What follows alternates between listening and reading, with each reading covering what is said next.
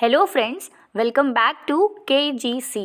Okay, KGC मैंने short form रख दिया है तो कीर्ति गुरुकुल क्लासेस का।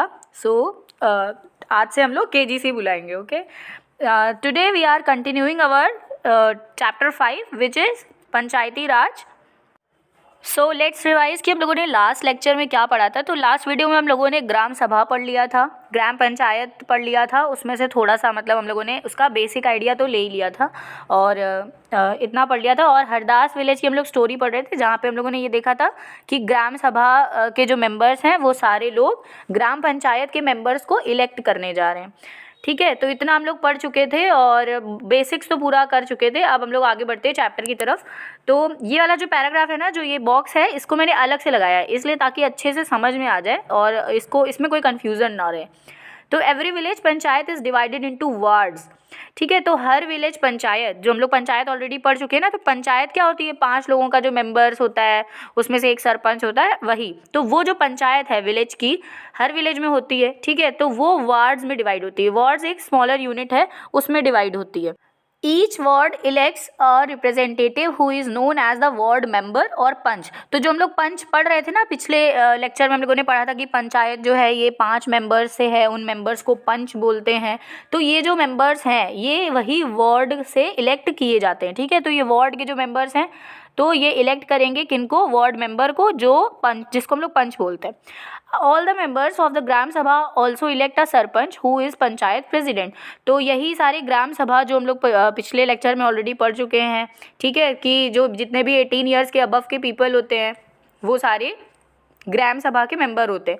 तो ये जो ग्राम सभा के मेंबर हैं ये सारे लोग ग्राम पंचायत के मेंबर्स को चुनेंगे, उनको चुनेंगे और उसमें से एक प्रेसिडेंट होता है जिसको हम लोग सरपंच बोलते हैं, उसको भी वही लोग इलेक्ट करते हैं। The gram panchayat is elected for 5 years. और ये जो ग्राम पंचायत है ये 5 साल के लिए इलेक्ट होती है। ठीक है, तो ये मेन चीज़ है कि हम लोगों को ये याद रखना है कि जो ग्राम पंचायत है ना वो 5 साल के लिए होती है। जितनी भी गवर्नमेंट है ना हमारी, सारी 5 साल के लिए होती हैं, तो हम लोगों को पता है। ओके, तो the gram panchayat has a secretary who is also secretary of gram sabha. तो ग्राम पंचायत के पास एक सेक्रेटरी भी होता है जो इस ग्राम सभा का सेक्रेटरी होता है। This person is not an elected person but is appointed by the government. और ये जो इंसान है ना, जो सेक्रेटरी है, इस सेक्रेटरी को कोई इलेक्ट नहीं करता, इसका कोई चुनाव नहीं होता है, इसको गवर्नमेंट अपॉइंट करती है। ठीक है, तो गवर्नमेंट के थ्रू अपॉइंटेड होता है ये। The secretary is responsible for calling the meeting of the gram sabha and gram panchayat and keeping a record of the proceedings. तो और ये काम क्या करता है? ये सारी चीज़ों का रिकॉर्ड, क्या है गाँव में, क्या चीज़ें हैं, हम लोग ये ऑलरेडी पिछले वीडियो में देख चुके हैं कि किन किन चीज़ों का रिकॉर्ड रखा जाता है। ठीक है, फैसिलिटीज़ का, कितने मेंबर हैं ग्राम सभा में, कौन कौन है, उनके नाम। तो ये सारी चीज़ें, ये सेक्रेटरी इस चीज़ का रिस्पॉन्सिबल होता है और ये सारी चीज़ें करता है और मीटिंग वगैरह का भी ना यही देखता है। ठीक है, तो इतना पार्ट क्लियर है कि विलेज पंचायत वार्ड्स में डिवाइड होती है और ये जो वार्ड्स होते हैं ना, ये वार्ड मेंबर्स को इलेक्ट करते हैं जिनको हम लोग पंच बोलते हैं। एंड उनका जो हेड है वो सरपंच है। And we have read about secretary. तो ये सेक्रेटरी का काम क्या है कि वो मीटिंग को बुलाएगा एंड वो रिकॉर्ड्स रखेगा। Okay, now moving on. A villager called Tijiya begins the meeting by saying the water problem in Hardas has become very acute। तो अब ये जो मीटिंग चल रही है ना, तो इसमें ये जो विलेजर्स हैं ना, 1-2 विलेजर्स के नाम आएंगे यहाँ पे, तो हम लोगों को देखने हैं। तो वो तीजिया जो है वो बोल रहा है कि हमारे यहाँ वाटर प्रॉब्लम बहुत ज़्यादा हो गई है। The hand pump water has gone well below the point up to which the ground has been drilled. तो हम लोगों ने सुना होगा ना कि जो हम जहाँ पे नॉर्थ में आप देखो तो ये रहता है कि गर्मी के समय में क्या होता है ना, पानी चला जाता है। इस टाइम तो काफ़ी सर्दी हो रही है वैसे। तो गर्मियों के समय में क्या होता है कि पानी जो है ना वो चला जाता है, तो वाटर लेवल बहुत नीचे चला जाता है, डाउन हो जाता है। तो फिर क्या करवाना पड़ता है? फिर उसको वहाँ तक का कनेक्शन करवाना पड़ता है, बार बार डिगिंग करनी पड़ती है। ठीक है, तो इससे क्या है, वाटर लेवल तो धीरे धीरे जा ही रहा है। तो हम लोग सुन ही रहे हैं ना ये चीज़ की जो फ्रेश वाटर है, ग्राउंड वाटर जिसको बोलते हैं, तो वो बहुत नीचे चला जाएगा और एक दिन ख़त्म हो जाएगा। वही है। ठीक है, तो ये गाँवों में भी सीन है, ये नॉर्थ के या कहीं के भी। ठीक है, तो वो नॉर्थ में ज़्यादा प्रॉब्लम होती है इसकी। तो the water problem in Hardas has very acute. So जो वो तीजिया है ना वो बोल रहा है कि we hardly get any water in the taps. Women have to go to Suru river which is 3 kilometre away to get water. तो उनके यहाँ टैप्स में पानी नहीं आ रहा है, औरतों को जाना पड़ता है वहाँ पे सुरू रिवर के पास, वहाँ से उनको पानी लाना पड़ता है। One of the members suggest piping water from the Suru and making an overhead tank in the village to increase the supply.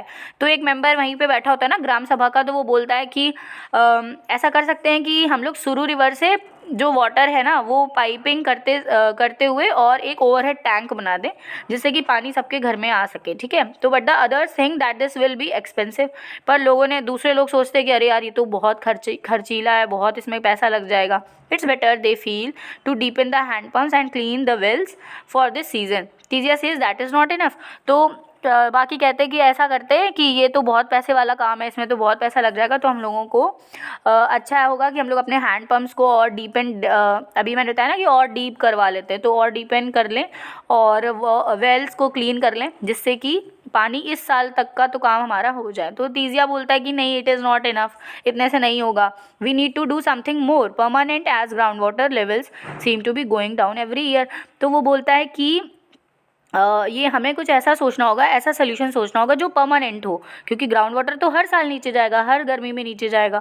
We are using more water than it's seeping into the ground. हम लोग इतना ज़्यादा पानी use कर देते हैं जितना ground में जाता ही नहीं है। Another member Anwar then tells everyone that he has ways of conserving water and recharging, refilling it in village in Maharashtra where he had once gone to visit his brother।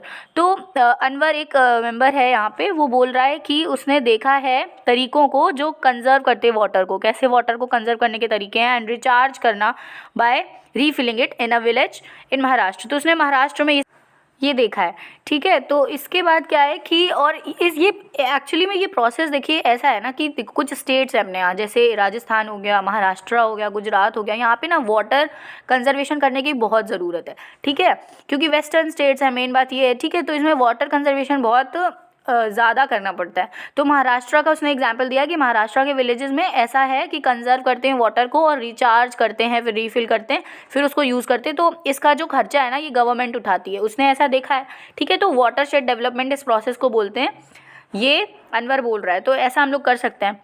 तो in his brother's village, people had planted trees, constructed check dams and tanks.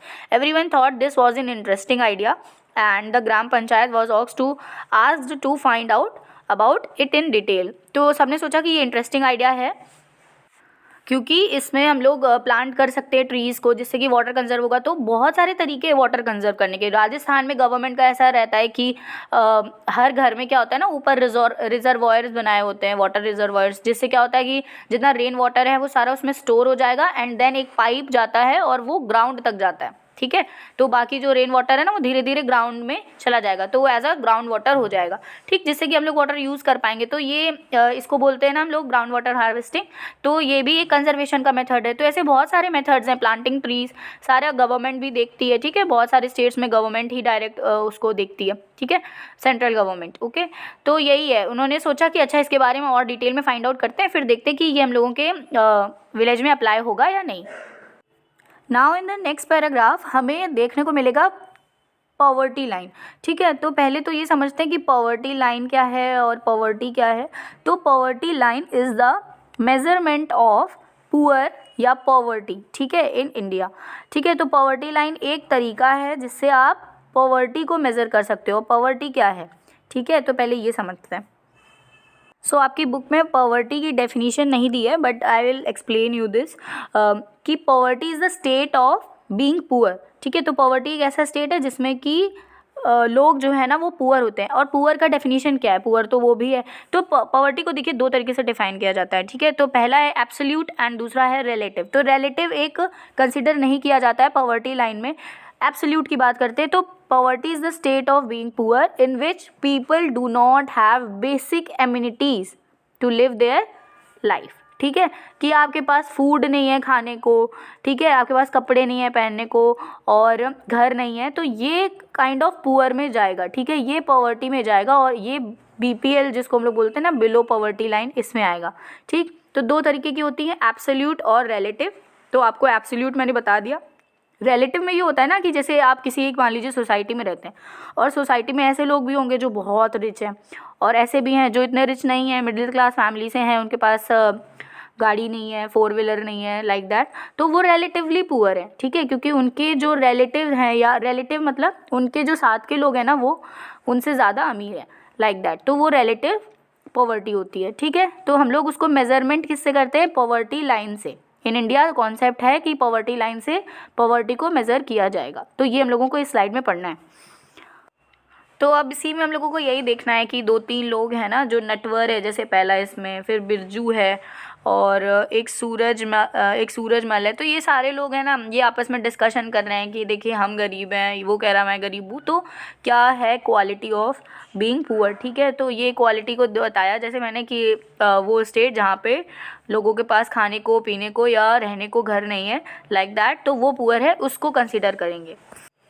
By the way मुझको ये poverty पढ़ा के ना वो वाला meme याद आ गया। कौन सा है ना, मैं शुद्ध गरीब हूँ वाला इंग्लिश नहीं, हिंदी मीडियम मूवी का, तो मेरे को याद आ गया। चलिए ओके, तो this we will see in the next video.